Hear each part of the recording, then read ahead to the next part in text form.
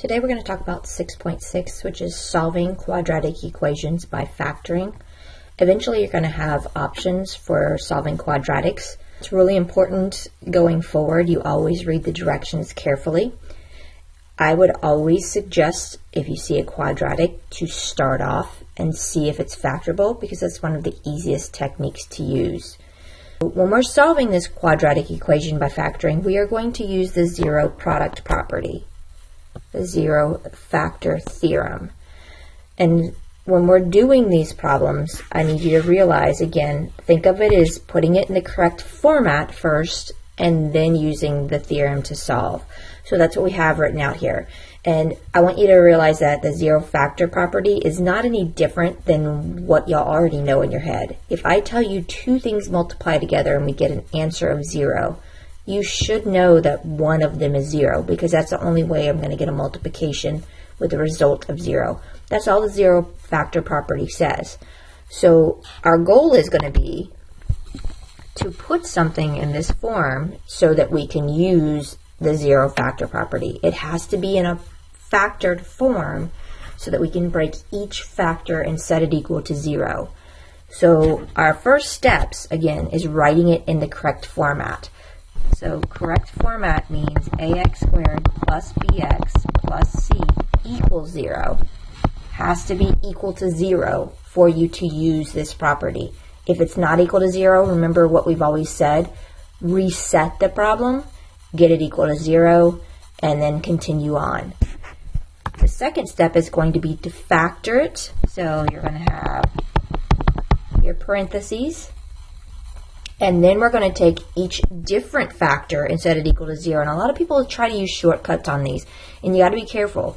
Some of them, yes, you can look at and see the answer directly, but not all of them. Some of them you have to take steps. So you're setting each one equal to 0 and solving.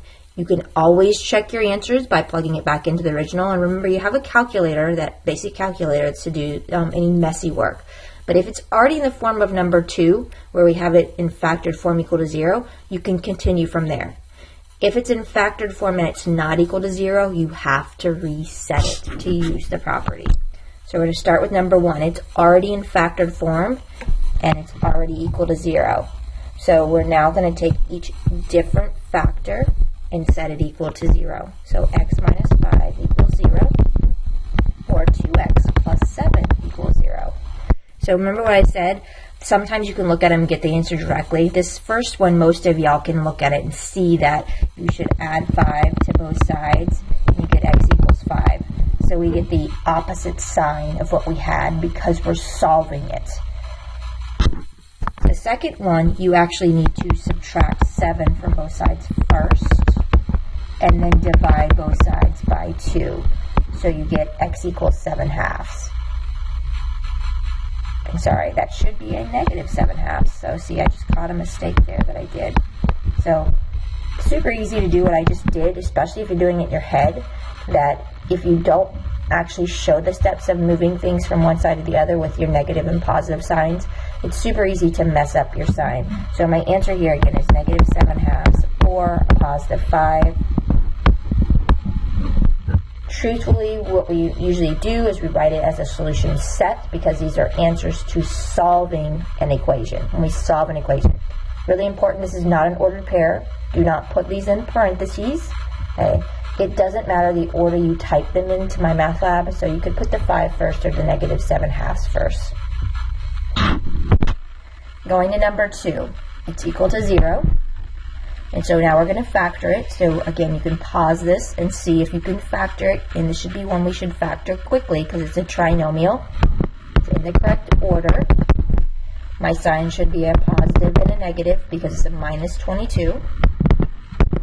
Has to be an x and an x. So we want two numbers that multiply together to give us 22, or negative 22. And when we add them together, we get a negative 9. So my answer should be using 11 and 2, but be careful, signs are so important on these. So the 11 is going to be the negative because I want a negative 9 when I multiply it out. Now it's in factored form. We take each different factor and set it equal to 0. And so in this one, we would subtract 2 from both sides, and on the left-hand side one, we would add 11 to both sides. So my answer for this problem is a -2 or 11. Again, it doesn't matter if you put the 11 in first. And I want you to stop and realize, super easy to check this problem. Plug it back into the original problem that you had. Make sure it makes a true statement. It's best to check both, but if you get two answers and you check one, it normally means that you factored it correctly, because remember, the signs actually go with the factoring pair that you have. So going to number 3 now. Notice it is not in the correct form. Super important that you realize we need to reset it. So 4x squared minus 28x plus 49 equals 0. So now it's in our correct format. And when we look at this problem, first step should still be a GCF, and there's no GCF, but what you should notice is that 4 is a perfect square and 49 is a perfect square. So remember, if you ever see the first number as a perfect square, always look and see if the second one is a perfect square. So this one actually factors to 2x. The signs both have to be a minus because it's plus and it matches the middle, and 7. Now, I would absolutely still check this. So if you were to FOIL this out, you get 4x squared minus 14x plus 49, which still gives me the -28x. Signs, again, are super important. This is a case where you see they both match. Okay? So what I mean by this is actually what's called a double root. We do still get two answers. You should always expect a quadratic to give you two answers, but in this case, we get the same answer for both. So I set the 2x minus 7 equal to 0. I add 7 to both sides, and then I divide by 2.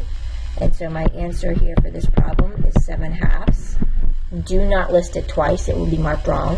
So if anything repeats, we always only list it one time, but we are getting what's called a double root. We're getting it twice, but we only list it one time when we write our answers. Going to number 4, another variation, and this is a problem type that you will see for sure on the test. So it's not equal to 0, it's not in the correct form, but it also has a product on the left side. If you see this and it's not equal to 0, you have to undo it and put it in the correct format. So I generally, when I see this so that I don't get confused, I go ahead and multiply out the left-hand side, so I get 2x squared minus 7x equals 4. And now I set it equal to 0 and put it in the correct format.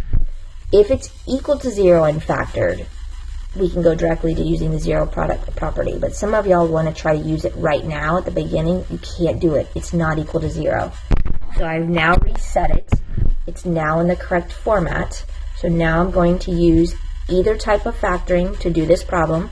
So again, I can look at this one and see that with trial and error, I can get this answer pretty quickly, because there's only one option for 2x and 2x squared is 2x and x.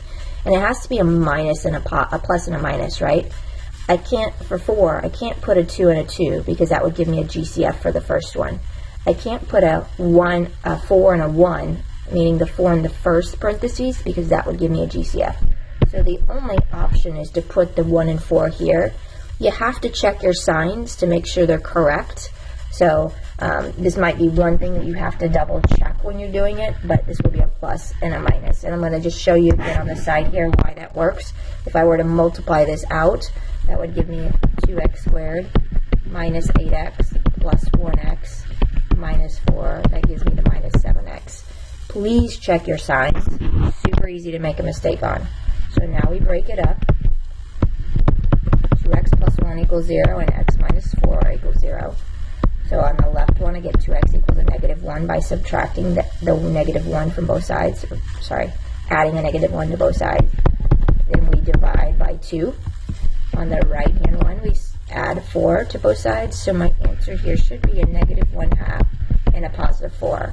Now, again, if you're going to check this, go back to the original problem and plug it in, because you could have made a mistake in several spots.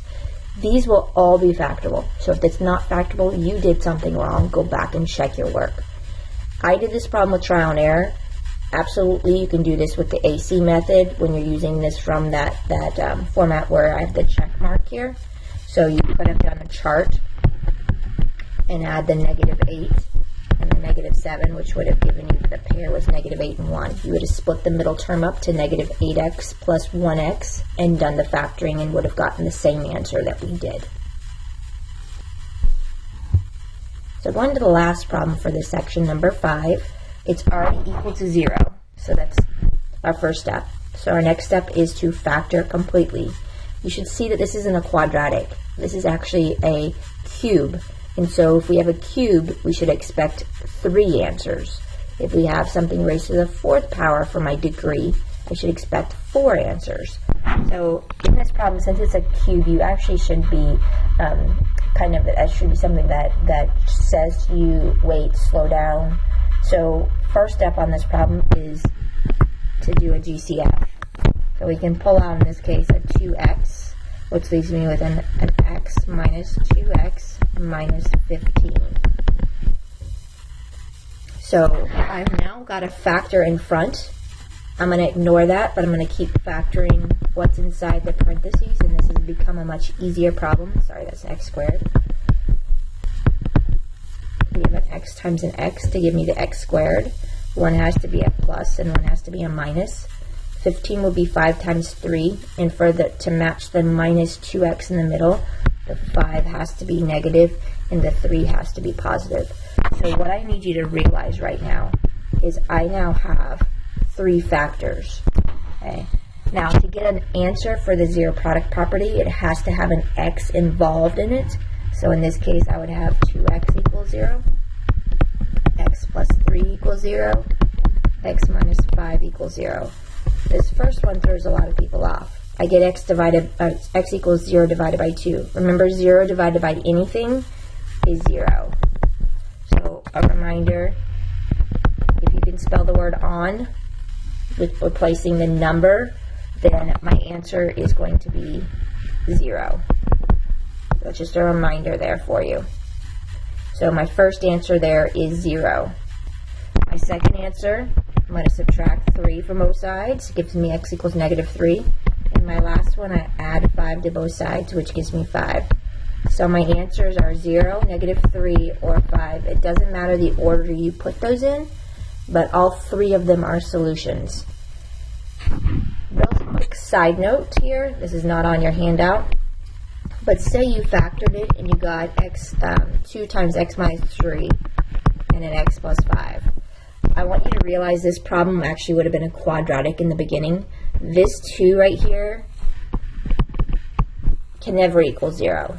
So I want you to notice that there's a difference between if I pull out a GCF with an x involved and if I have a GCF with just a number.